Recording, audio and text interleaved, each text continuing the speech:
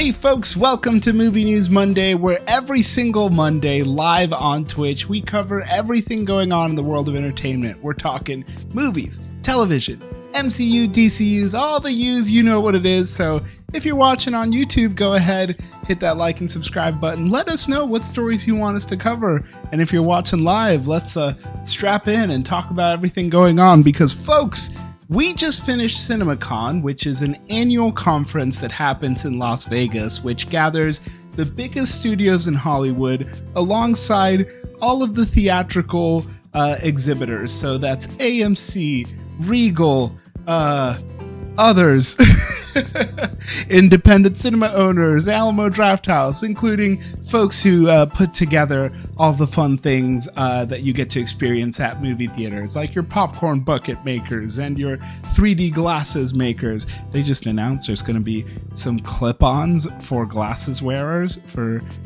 real 3D. I'm excited about that. But it's also an opportunity for announcements for movies and releases that are coming to the big screen, and including some very exclusive trailers and exclusive news. That being said, a very interesting thing that came out of CinemaCon, especially related to Disney specifically, was the announcement of Infinity Vision. Let's take a look here. So at their CinemaCon panel, Disney announced what they are calling Infinity Vision. Now, coincidentally, Infinity Vision is launching just in time for Avengers Doomsday premiering this year. And if you've been paying attention to this show, as well as keeping an eye on the news, Avengers Doomsday is actually launching at the same exact day as Dune Part 3. Now, interestingly enough, Dune actually won out. Warner Brothers won out on the IMAX selection, and IMAX is a really big deal, but also IMAX works in exclusivity. There's not that many IMAX screens. So Dune Part 3 will get the exclusive IMAX window, which had people asking the question, will Avengers Doomsday keep their release date or will they change it? And turns out, not only are they keeping their date, they have created their own format for basically their IMAX competitor. So what is Infinity Vision? It is essentially a stamp of approval that you can get from Disney that guarantees that this is the largest screen with laser projection and premium audio. Infinity Vision is going to launch this year with a re-release of Avengers Endgame, which they have announced will come with some never-before-seen footage, so likely some deleted scenes, and some special treats, which most folks are maybe rightfully assuming it is going to be a new post-credit tease that ties directly into Avengers Doomsday. So what does Infinity Vision actually look like at the end of the day? Well, to qualify for Infinity Vision, you need to have at least a 50-foot wide screen, laser projection, and 7.1 surround sound from Dolby Laboratories. This will increase it up to about 5,500 screens globally, which is 3 times the size of IMAX. So though IMAX is, in my opinion and in a lot of people's opinions, one of the best ways to experience a movie in the theaters, it is not the only large format way to see movies, and this new Infinity Vision label that Disney has put together will apply to triple the amount of screens. This is going to be a big deal because IMAX is very clearly leading the charge as far as, movie-going experience pluses, right? You want to go to the movies because you want to see something on the biggest screen possible. Last year, IMAX had the highest year ever for box office sales. The Odyssey, which is the first movie that's been filmed exclusively in IMAX cameras, only using IMAX cameras, sold out a lot of its screenings last July. So a full calendar year before the movie comes out, IMAX screenings had sold out. But it is not the only large format type of way to experience a movie. AMC has their version with oh my god, what's it called? Like Dolby Experience or Laser Vision, AMC Laser Vision. Regal has the RPX experience. Cinemark has the XD experience. Everyone has their own. And now, with this new Infinity Vision certifier, which will apply to all Disney releases, all 20th century releases, maybe it could be licensed to other studios, though I'm not I'm not assuming that's going to be the case. It's going to sort of unify that experience and be sort of a co-branding opportunity for some of these exhibitors. So what do you think? Is Infinity Vision a decent idea? Is Infinity Vision just a way to make up for a missed opportunity to partner with IMAX for an Avengers movie? Frankly, to me, if this is just a way to get more people on board with and more people excited with the possibilities available within their local theaters and not have to drive hours and hours or just fully miss out on going to see something because they can't experience it in IMAX, I say this is a win. Is it a little bit cheesy to kind of like claim that you have the best version of something when, you know, it's something that's already existed? Hey, it's all marketing, it's all branding, you know? But in either case, I'm on board with Infinity Vision. I have already been enjoying movies in Infinity Vision, and it feels good that I'll get, I don't know, this flashy new animation, you know, one more pre-screen that airs before my movie starts, I suppose.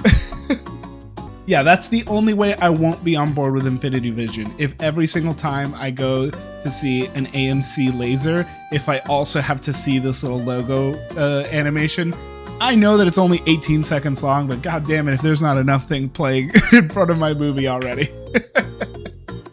Folks, Hollywood is trying to claw back Hollywood from the rest of the world. So, as we've been talking about on this broadcast for a while, there has been a really big decline in productions taking place in the United States, as well as specifically productions taking place in California. Hollywood is barely where movies are made anymore. So, as maybe you know, maybe you don't know, there's currently a governor's race taking place in California, and of course, bringing Hollywood back to Hollywood is a big conversation taking place in those places, or in those races. Over the last few years, California has lost around 51,000 jobs in Los Angeles due to productions moving elsewhere. If they're moving out of state, they're going to places like Georgia, New Mexico, not really New York, it's pretty expensive there. And if they're even staying within the country, you know, a lot of productions are going to London, to Australia, to other places that are frankly offering more opportunities. Back on earlier this week, or last week, San Jose Mayor released a proposal to eliminate the $750 million cap to include salaries for actors, producers, and other above-the-line talent in the filming subsidies. We've got a tremendous number of middle-class jobs at stake in an industry that is suffering. Now, this is an important proposal and an important distinction too. Right now, the way that the tax incentives work for productions is essentially you're able to claim taxes that you don't have to pay for your company if you are filming in these places and you apply for some of these tax credits. Some states like Georgia, which is one of the reasons why Atlanta became one of the biggest hubs for film over the last couple decades, you are just automatically enrolled within. Some places like California, you have to apply. And there are certain parameters of what your production is that you're able to qualify for. In some cases, it has to be development work. In some cases, it has to be post-production work or actual production, like hiring below the line employees, meaning, you know, the more day players, the people you see in the end credits and not as much on the opening credits, if that kind of puts it into some perspective. Some gubernatorial candidates are proposing increasing that $750 million cap, but also including some incentives for some of those higher bill people getting paid within the state, so actors and producers, which has some benefits but also some drawbacks because those are the people that are getting paid more already, and so to get some cash back for paying the people above the line, which are already going to be getting most of the payday anyways, means that there's a little bit less to go around for all of your below the line employees. So you might aim to cut more corners if you're not going to be getting a tax refund for all of your below the line employees. I know it's a little bit confusing, and this is the type of industry and financial stuff that not everyone thinks about, but it is important because the middle class of the film working industry is being extremely diluted. You know, regarding this upcoming election, some of the candidates are saying that it's very existential for the film industry. They're not going to film here, not when the rest of the world and other states are saying above and below the line. It is important to note that some of the studios are really interested in specifically that above the line distinction being added into the new language of this tax cap and regulation, and the MPA is lobbying some of these particular candidates to try and have the California tax credit function similar to Georgia and New York. I think it's just important to be aware of who it is that's asking for these changes to take place. So ultimately, I do agree that there could be some improvements done, and it is important to bring these jobs back. If I've said it once, I've said it 100 times at this point, that film and the film industry kind of trickles down and affects so many other things. Obviously, you think about the big stars and the big producers and the directors and everything like that, but you have all your below the line workers, you have all your day players, and you even have sort of all of the adjacent businesses and economies that benefit from that as well. You're thinking about, you know, Airbnb and long-term rentals and hotels. You're thinking about restaurants and catering companies and local seamsters and local equipment rental companies, and you know, everything down to like the toll booths and the gas stations near studios. There's so many industries that build up around productions that happen, and if the work starts to go away, all of that begins to suffer. I talk a lot about it here on the stream anecdotally, living in Atlanta and seeing that impact take place. I remember I went to go pick up some Facebook Marketplace furniture from someone who was giving away a couple things, and I show up and he's like, "Do you want anything else? Like, take whatever you want." And I'm like, "Sure, what's good? Yeah, I'll take this. I'll take this coffee table, this random rug, whatever it may be." He's like, "Yeah, we also have a bunch of DVDs," and he had like all these like really nice, like the Lord of the Rings extended edition, like the big one. And I'm like, why are you getting rid of all these things? This is all great stuff. And he's like, "Oh, well, we just sold the house because we couldn't afford to keep it anymore." And I was like, "Oh," he's like, "Oh, sorry, it's a second house. We bought this as a rental house, and we used to do long-term rentals for people who worked in the film industry because they were really close to what used to be the Pinewood Studios, now called something else. I think it's called like Third Rail or something like that. I should know this, but you know, you know what? Let's look it up. Pinewood Atlanta Studios, Trilith. It's now called Trilith Studios." And he's like, "Yeah, you know, I'd have a lot of film people live here. And because this was essentially a film workers rental house, there was sort of the spirit of people would buy DVDs and buy physical media and leave it in the house so that the next person who got in had a little collection they could like continue watching in." And he's like, "Yeah, but the house has sat empty for months and months and months, so we had to sell it." And it just made me so sad to think, like, obviously, one, like, it's tough for this family who had this like consistent or semi-consistent you know, secondary work stream. Or actually, I'm not going to pretend I know too much about this family, but that was an income stream for them, for this family, right? That house was constantly being rented, but also like it was such a nice community for people. It was in a nice neighborhood, and there was lots of houses and like little free libraries and children walking around. And he was telling me that, like, yeah, some people would come with their whole families if they were filming over the summer, and they would all stay here, and all of that was lost. And that's so sad to think about. So all of that to say, it is important that we get some of these film jobs back to California, to Atlanta, to the States, really, and get it back.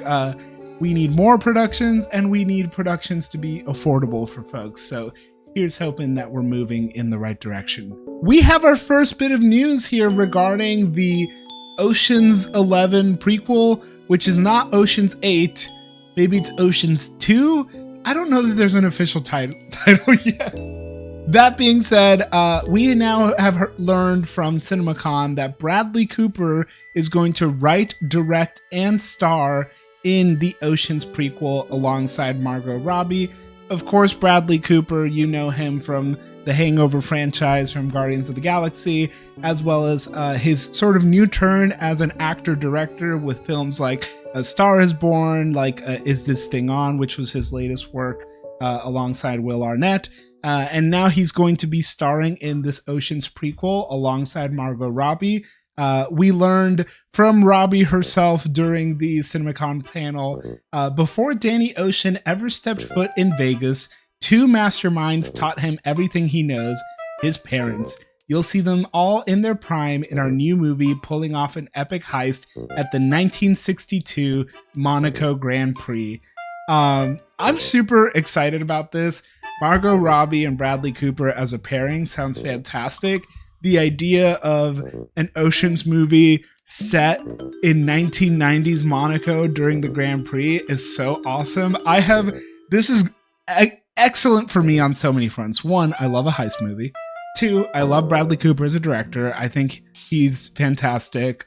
Is This Thing On is a great one. If you missed it last year, it sleeper hit some of Bradley Cooper's best acting work, surprisingly, but also like really well directed. And he we learned about this at a film festival that I went to, but Bradley Cooper even became a certified, union certified camera operator. So he, as the director, could operate the camera for most of the movie.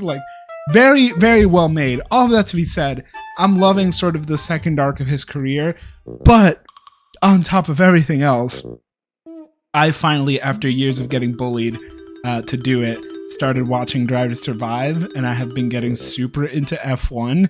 And the fact that this is going to be set during the Monaco Grand Prix, if you know anything about F1, Monaco is a really big fucking deal. So that's going to be super exciting. I just need to know two things, right? They mention all of them in their prime, so we're going to have a young Danny Ocean. So who's going to be playing young Danny Ocean? And secondly, what's this movie going to be called? Is it going to be Ocean's 92? Ocean's OG? Ocean's 3, I guess, because it's going to be the three of them? I don't know. I'm very curious, because they went Ocean's 8 with the spin-off, but I don't know. Do you have a guess for what it's going to be called?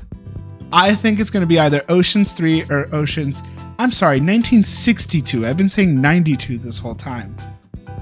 Jeez. Oh my god, are the Beatles going to be there? Anyways, I'm super hyped for this movie. I'm very excited to check this out. More Ocean's movies, more heist movies. I feel like we were all expecting it to get a big heist movie boost after Baby Driver, and we did not, and I'm very disappointed. Last week on Movie News Monday, we discussed the fact that there are a lot of layoffs coming across the entire industry, and unfortunately, the layoffs at Disney have started to take place, and we just need to talk about the Marvel Studios visual development team, which was completely laid off, which is so disappointing and so sad to hear. The division at Marvel, which some of the layoffs that took place really hit Marvel hard. They lost staff in New York and Burbank across a lot of the organization, from film, TV, comics, finance, legal, everything.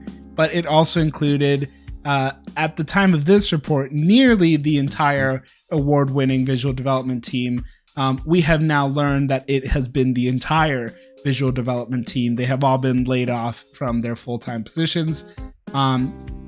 Regarding some of these layoffs, it seems like, thankfully, we can at the very least know and have some peace of mind that specifically the visual development team being let go was not due to AI. AI was not a driver for the visual development team being let go, and that is a huge peace of mind to have. However, that's not to say that wasn't a factor in some of the other layoffs that happened. The visual development artists are going to transition from being full-time Marvel Studios positions to contractor status on a per project basis. This is a way that Disney is trying to save a lot of costs across entertainment, advertising, video game, and media production. Frankly, for them, it is cheaper to have them be contractors on independent basis, on a per project basis, as opposed to keeping them on full-time staff. Though it is really hard because that is sort of the development that Marvel has existed under all the way back to the beginning. I've talked about on the stream, I've read before the MCU Reign of Marvel Studios book. There's also the Marvel Studios coffee table book, which I have under my desk here, but I know that if I try and grab it, it is going to start a stampede. I'm going to basically play the worst game of Jenga if I try and grab this book out from under my desk right now, so I'm just going to pull it up. It's this book here, The Story of Marvel Studios. It's a gorgeous coffee table book, and it's almost completely art from the Marvel visual development team. Incredible book that also covers the whole history of all of the Infinity Saga. I highly recommend that you check it out if you're a fan of the MCU and if you are a fan of these artists. But Marvel created the visual development team essentially to have consistency throughout their universe. From the get-go, even with Iron Man, they recognized that it was going to take knowing the look and feel of this grounded version of reality, and even as that expanded to space and time and all these other magic and everything that we've come across in the MCU, that consistency has been from having these amazing full-time artists, basically lead the charge in that visual identity. And so much of that blue sky idea and fun conceptual stuff has come out of there. I mean, sometimes they would just get loose ideas and loose concepts and be told to go and start creating art and creating work based on that. And sometimes their art informed some of the decisions and story beats that were crafted for these movies. So that's extremely disappointing to hear. Alongside the visual development team, a lot of other avenues of Disney felt those layoffs. The entire home entertainment team at Disney was laid off. And also the entire EPK team, which is the electronic press kit team. These are EPKs are what studios send out to theaters, distributors, film festivals, whatever it may be, to give them and to press to give them all the information they need to know about a film. So many different areas had cost cutting. The Wrap was told that specifically regarding Marvel visual development and a lot of the other layoffs that took place there, this is a result of the overall reduction in Marvel's film and television production. It has been artificially inflated due to Bob Chapek's desire for fresh product for Disney Plus. So that being said, with them really cutting back on their total number of productions over the years, they just don't need the team at the size that they do. So this is super sad. I do want to shout out one artist individual, one of my favorite Instagram follows for the longest time, Andy Park Art, if you want to look him up. This man has been a part of the Marvel visual development team basically from its inception. Over the years, he and groups of talented artists, which they also had like artist rotations and basically like residencies that you could do and come in and out of the team. This was the dream job for so many different people. They contributed to so much of the visual identity for Marvel Studios, and unfortunately, this team is basically gone now. So shout out to VizDev, shout out to Andy Park and everyone else from this team who was let go. To put it in his own words, End of an era. He was there at the beginning of a unique team that broke the mold of Hollywood and helped the studio gross over $30 billion, 16 years, 40 films, and that's where it ends, unfortunately. So much love to the visual development team, and much love to anyone in Hollywood who is facing layoffs, just like we were talking about with productions being down across the board. It's hard to see this happen, and as much as this is fun and this is art and this is stuff that we get to enjoy, it is also a job and an industry that is impacted by the state of the world. So the least you can do is, I don't know, pay to go see a movie in the theaters. Put a little love out there if you can. Let's think about some of the positive things that could happen in this industry. Look, I know that you're seeing Warner Brothers and you're probably flinching, and trust me, I did a little bit too, but let's talk about some happy Warner Brothers news today. Warner Brothers confirms a new specialty label, Clockwork. So we recently on a stream talked about how so many different studios have their own version of their small sort of indie branch of their studio that develops some of their smaller artisan films, thinking about places like Focus Features, like Searchlight Films, Miramax back in the day. That's a weird one to bring up. But in either case, a lot of studios have independent arms within themselves that distribute and help produce different types of film, and Warner Brothers is finally getting into this game with Clockwork, and their first Clockwork release is going to be Ti Amo, which is Sean Baker's new film following his historic run with Anora. Baker is going to be doing what he always does. He is writing, directing, casting, producing, and editing his next film, as he always does. And Ti Amo is going to be distributed by Warner Brothers' new Clockwork arm. So Clockwork, in their own words, is their specialty film label that is going to be focused on singular filmmakers that powerfully connect with audiences theatrically across the world. The label builds on Warner Brothers' legacy of producing socially relevant, provocative, and culturally resonant cinema for audiences globally. Sean Baker is an artist who embodies everything we believe in Clockwork, and Ti Amo will be another gift to cinema. Plus, his poster game is on point. That was, I could have done without that last bit there. All of that to say, I too, chat, am very stoked for this, and I am going to remain cautiously optimistic that Clockwork is in line with whatever the future of Warner Brothers is going to be. Let's not forget that Annapurna Pictures is Paramount's basically little indie arm, and David Ellison's sister, Laura Ellison, is picking up steam on that, and assuming that this merger has gone through, that is probably going to be a higher priority for Paramount Skydance.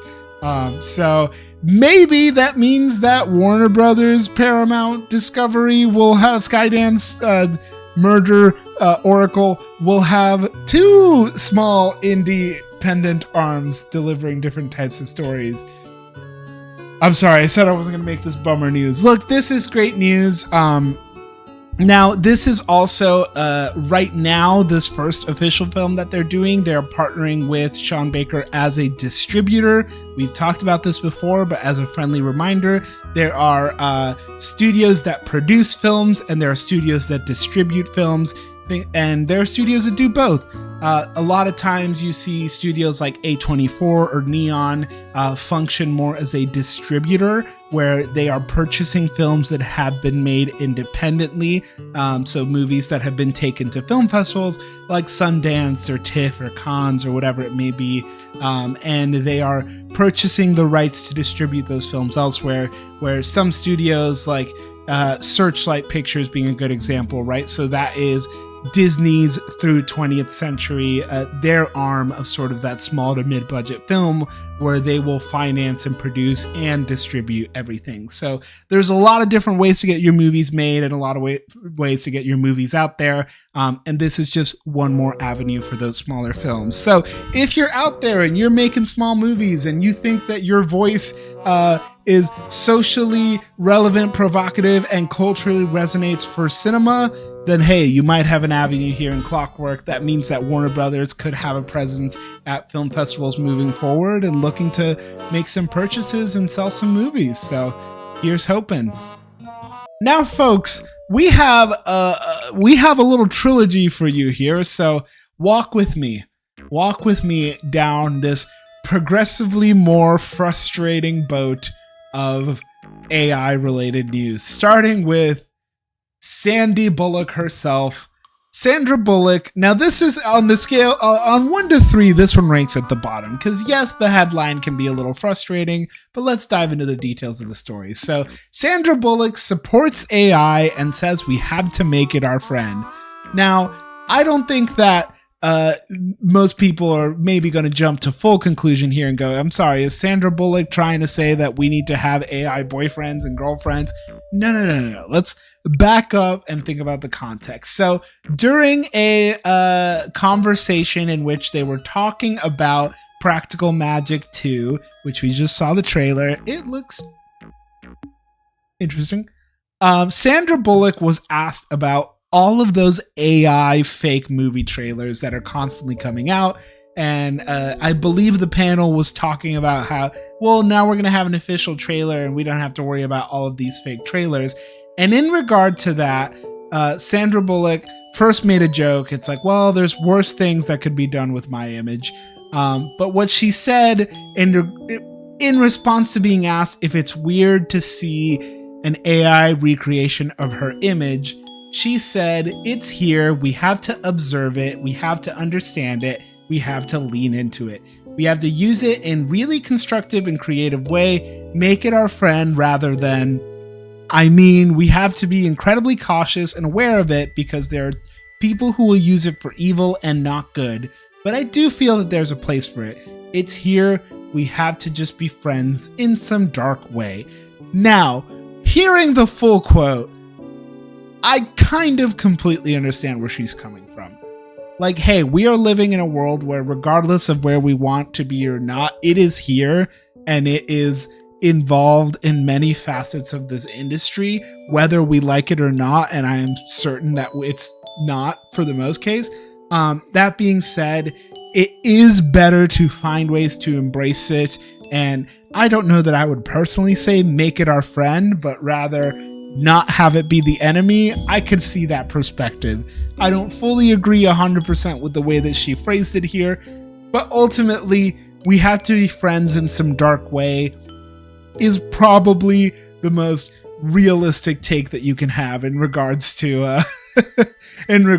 AI in the entertainment industry. So out of a 10 being OMG, you're canceled, 0 being why is this even a headline, I would probably put this at like a 2.5, like a 2 or a 3, somewhere in there, maybe a 3. But she was specifically, the reason she said it has to be our friend is because she was trying to say it can't be our enemy. So if it can't be our enemy, it's got to be our friend. I think that's completely reasonable. Now, number 2. On the other hand, Reese Witherspoon doubles down on telling women to learn AI. All right, off of that headline, maybe you're feeling this is like a 7 or an 8 on the scale. Let's see where this goes. So, you might have seen that Reese Witherspoon said, the AI revolution has begun and I need to learn as much as I possibly can about AI and share it with all of you. FYI, jobs women hold are 3 times more likely to be automated by AI, yet women are using AI at a rate of 25% lower than men on average. We don't want to be left behind, so do you want to learn with me?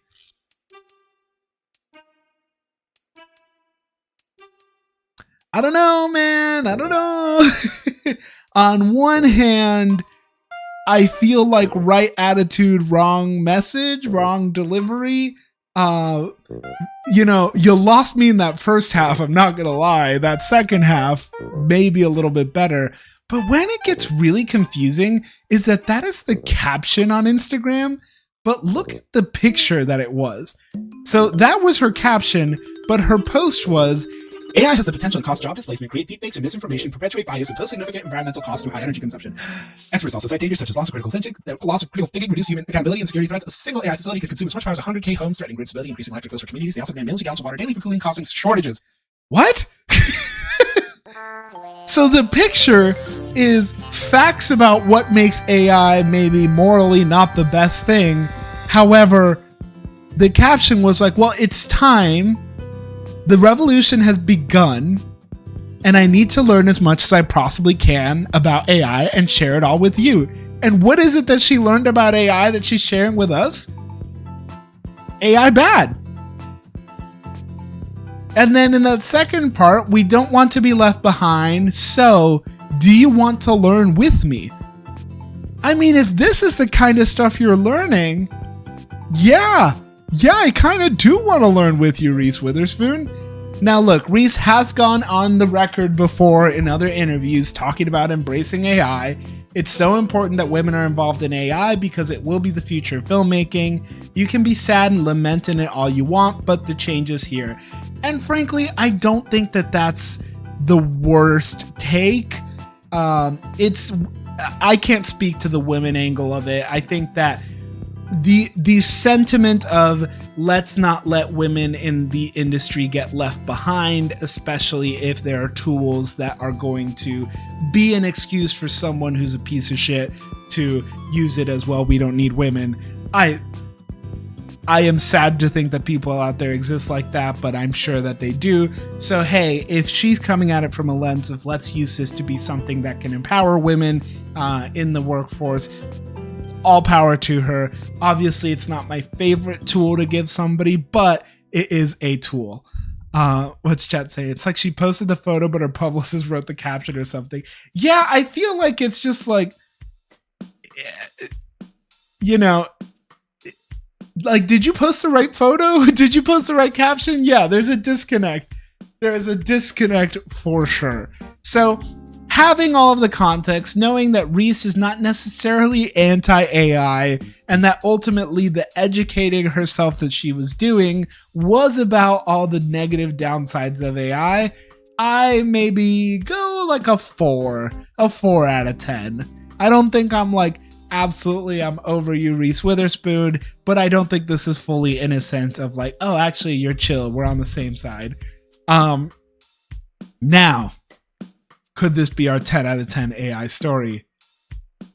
Val Kilmer resurrected by AI.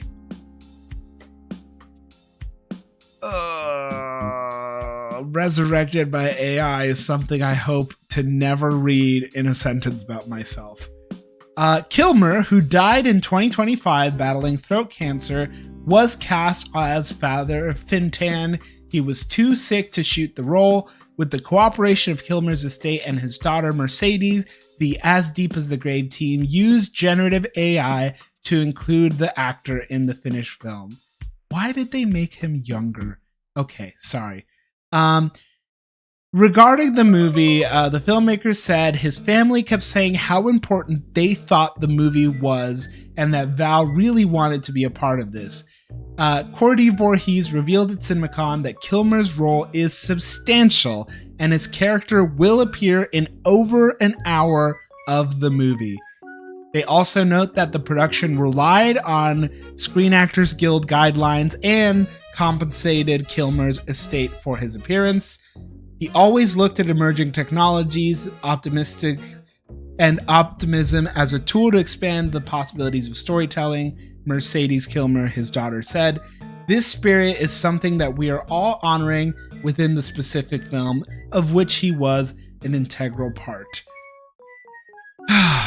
Now, look, this headline is a 9 out of 10 for me. Like, the fact that the filmmakers thought they could get away with resurrecting someone, the fact that his family got away with resurrecting him, it just fully grosses me out. I can't stand behind it. I don't know why we're doing it. I don't know why we're taking the job away from an actual working actor in Hollywood. And I don't know why a family is using the likeness and the image of a deceased person to create this sort of work. It just doesn't make sense to me. I understand, look, if they truly did work within guidelines and this really was in collaboration with the family, ultimately this is probably the best way that you could have gone about this. But in my mind, I just you can't know. I understand that you're his daughter, and I understand that your family and your estate will ultimately try really hard to honor your wishes, but you don't know how much this film meant to him because you weren't him. You don't know if the way that he is being portrayed in this film is how he would have wanted to be portrayed in this film. Did he want to be randomly de-aged for some reason? Would he have wanted to make these creative choices and acted and presented himself in this specific way throughout the film? You can't know for sure.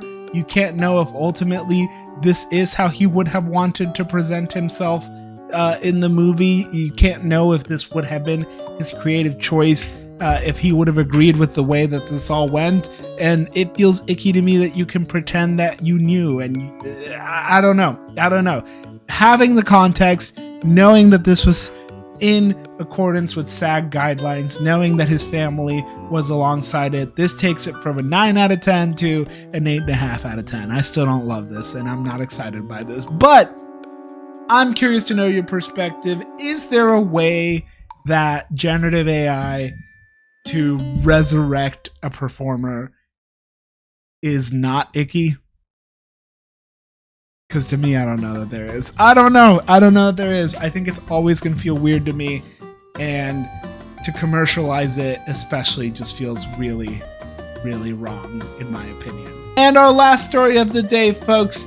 Dungeons & Dragons is getting into Dungeons & Dragons. Wizards of the Coast, the parent company of the Dungeons & Dragons IP, is finally getting into the actual play content creation space with their new original series, Dungeon Masters. Dungeon Masters is going to be starring Jasmine Bueller, Bayana Barin, Christian Navarro, Neil Newborn, and Deborah Wild. And this mix of Dimension 20 alum and voice actors from Baldur's Gate 3 is going to be basically taking part in a officially sanctioned Dungeons & Dragons actual play series. Now, this is obviously a space that has existed online and has been doing really well. Critical Role is one of the highest grossing Patreons, one of the highest paid out Twitch channels in history, with some of the most successful Kickstarter campaigns ever in existence. Dimension 20 is a huge branch and a huge staple of the entire Dropout universe.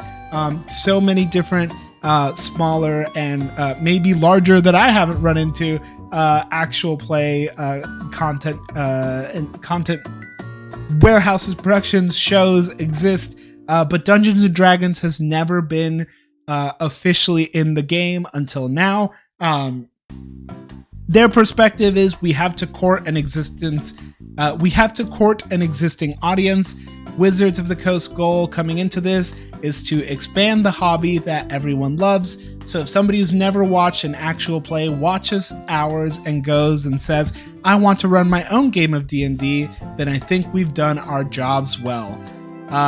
The first campaign arc unfolds within the world of Ravenloft, plunging viewers into a dark and atmospheric setting filled with mystery, suspense, and gothic horror. Ultimately, Dungeon Masters brings a truly authentic and original experience to our fans, with all of the fun, high-tension moments, drama, and adventure built from official D&D material. Dungeon Masters is our love letter to the actual play shows that have introduced so many to D&D. So this is not meant to be a way to discourage Dimension 20 and Critical Role and any of those other shows from continuing on. In fact, this is just meant to be another version that encourages that world of D&D to be introduced to so many other folks, and specifically to be an easier entry point for people of knowing, hey, this is official Dungeons and Dragons lore. So if you like this world, if you like these characters, these stories, and these gameplay mechanics, these are all officially built into the Wizards of the Coast Dungeons & Dragons game. You can buy the books, you can buy the licensed merchandise, and officially be a part of this world. So very interesting to see them finally jump into the game, and it's very fascinating to me to see how we have a company here sort of embracing the UGC that exists surrounding, the user and the fan generated content that exists surrounding this fandom, this world of Dungeons and Dragons, which has exploded in popularity over the years, thanks in part to things like Critical Role and Dimension 20, but also things like Stranger Things, and even, the Dungeons and Dragons movie, which was amazing. And if you haven't seen it, it's on Netflix, go watch it. But this is just great to see them sort of lean in and say, hey, online culture, online media, new media has understood this space and understood this fandom. And if you can't beat them, join them. Absolutely. So I'm curious to know if you're going to be checking this out. What are some actual play shows that you are watching that you would recommend? I would say the Yard D&D is currently my favorite actual play series that I'm watching right now. It is fantastic and hilarious. And I also want to take this as an opportunity to shout out a friend of the show actually runs an actual play series. It's called Queer RPG or Queer PG. Check them out. They are an incredible actual play show. They have several campaigns that they've run by and for queer people. So this is an incredible space with some incredibly talented performers, players, DMs, fantastic work. I've known Kenzie for a long time. We went to school together, and the stuff that they put out here is incredible. So if you're looking for a smaller actual play show to go check out, that's not a Dimension 20 or a Critical Role, but is just as good and just as fun as getting into that world, check out Queer PG.